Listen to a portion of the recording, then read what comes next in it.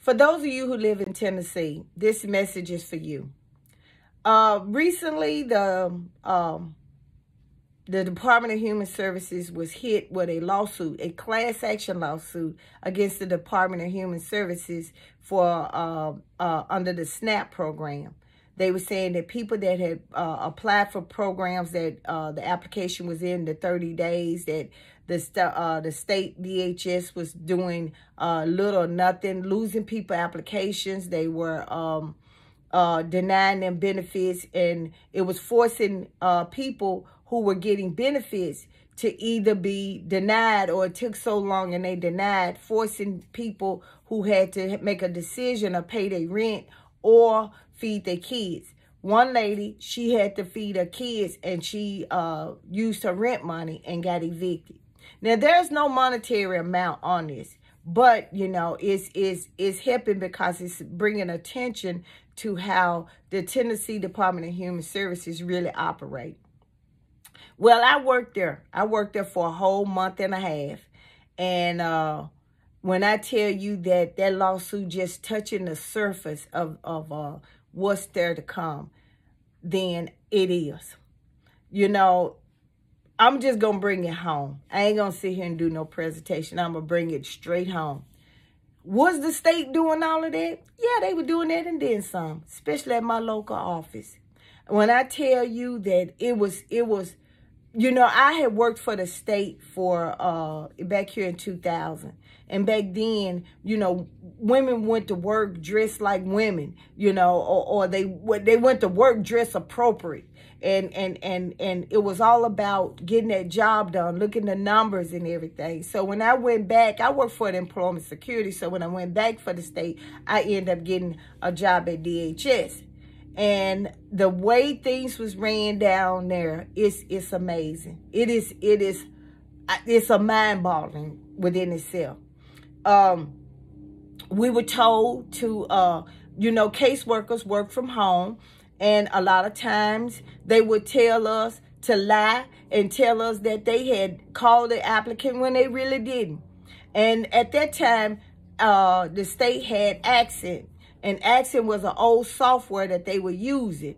And they was transferring over to EMBS. And EMBS told you, it connected the state, all the state things, employment security, anything that had to do with the state to one area, like a central bank.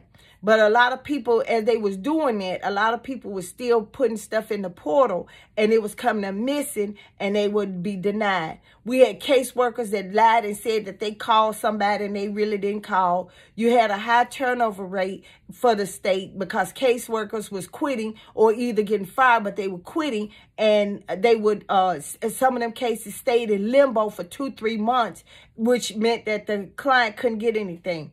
But one thing did stand out, is that when I had a veteran who had his stuff stolen, and he was applying for benefits, and he should have had priority.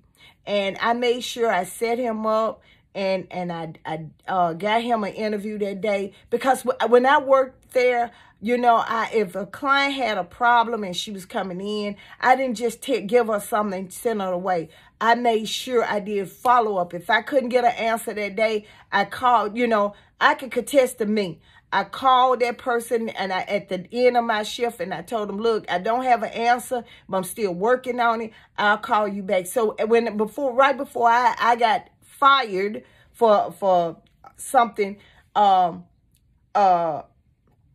after I asked for ADA accommodations, I had people coming in that office asking for me direct. But anyway, you know, when I made a mistake, they made me go back and fix it, and I did. I don't like doing stuff like, one thing about me is if I make my own mistake, I like to correct it, because especially when you're dealing with somebody else's life, and you know, you want to make sure you do right by people, regardless of their circumstances. Yeah, but you had people that I'm gonna finish telling you about the man.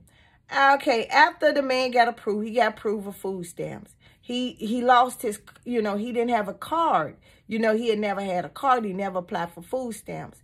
Okay, instead of them overnight for the food stamp thing, they turned around and and he had to wait 10 days. He had to wait 10 days. They had him come to the office, but he had to wait 10 days. That man came up there every day looking for that card.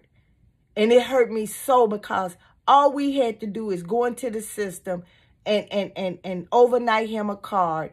My supervisor could have approved it, and that was it. But now we were told the person that interviewed him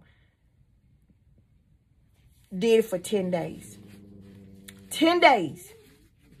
Ain't that's amazing, ain't it? 10 days of waiting to get something to eat. When they could put that on their card overnight. And because of that, a lot of people who was they documents was being put into the system, and it was going in limbo, you know. Nobody really, the text really didn't do anything. They really didn't do anything to try to fix it or help anybody. It was like business as usual. And it's a lot of clients that got more than maybe 5 or 6 applications in there. And they didn't backlog it. Now, that would have been too much like right for the state. So when they denied you for whatever reason it is, that like I said, if it was your mistake, you got denied. If it was their mistake, you got denied. They turned around and when you apply for a new food stamps, it went for that month. It didn't go back for the months that you messed up and all of that. It went for the month that you did.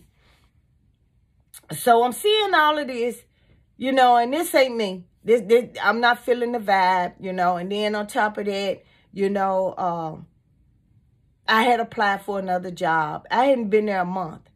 And I applied for another job, and I told him, I said, hey, you know, this ain't me. You know, this kind of drama ain't me. The way they, like I said, the way they was dressing up there, them young girls wearing them short dresses, and when they bend over, you see all their business. Back in the day, my office manager would have sent them home, and then when they got there, rolled them up. You don't do no mess like that. But then you got an office manager that he comes to work, you know, sit in his office hat for the day. Then he go to lunch. He don't speak to you. He really didn't speak to black folks. Now that, you know, and then he, you know, went back in his office, and I guess he hid up under the desk, and then he came back out and went home. And he did that, you know, while I was there. He didn't speak. We didn't have no meetings. You didn't see him. I didn't, you know, I only saw him 2 times. Once when he looked at me crazy, and the other one when I was being let go. So before I got fired, yeah, I did. I wrote the State of Tennessee Commissioner of DHS. I did. And I put it under the whistleblower. And I wrote him a letter, and I told him everything that I'm telling you. And what happened was, I wrote it at 8 o'clock that morning. I was terminated at 1:40. And you said, Samantha, why are you telling me this? Why are you telling me this, Samantha? Because everything, I'm going to tell you something, as bad as everything is going on, my spirit told me to write that letter. And everything that's going on now, you know what? It's finna be exposed. Everything finna be exposed. The vomit of this state is finna be exposed. Because you know what? Everybody wanted to hear itchy ears. They wanted to believe. And our governor is a Trump supporter. And he's doing all this stuff and everything. He's not listening to everybody. And see, for those of you who think that all the Hispanics are getting benefits, that's not true. It's not true. It's more whites getting food stamps here than anybody else. But see, we finna F around and find out, because of the simple reason, you know, it is what it is. See, now, they you know, like I said, the exposure has been coming out. Somebody filed a class action lawsuit against the state. And they're not lying. They're not lying. They just probably hit the surface of what's going on. Because workers was intimidated, threatened. Oh, I seen it. Threatening. They were bullied to do a job. And the other ones didn't even care. They just came to work, and when you told them about that client and they hadn't seen that client and she want her benefits, that you see that they in the office. Man, they used to click that thing and say, I'm at lunch. I'm away. They want to hear that. And then you had to go get your supervisor involved. You had to write letters and include your supervisor. This is something they supposed to do. But see, when you got a toxic environment, when you working in a toxic environment, you can't do a good job. When you sitting up here and they don't care about nothing, they more worried about it was like when you check in, you had to be seen in 5 minutes, or Nashville would call. They wasn't worried about you getting your benefits. They just wanted to look good so Nashville wouldn't call. So they messed up. They've been messing up. And then they changing over to a new system and gave all of us a one-day training. You getting ready to implement one of the biggest systems in the state of Tennessee, and yet you giving people 1 day. So I hope they win. I hope they win. And if you know somebody that's getting food stamps in Tennessee, oh, and by the way, you got until Sunday to prove your loss if somebody stole your benefits. But, if you know somebody that's doing this, and I know this is a long video, share it with as many people as you like in Tennessee. Y'all take care.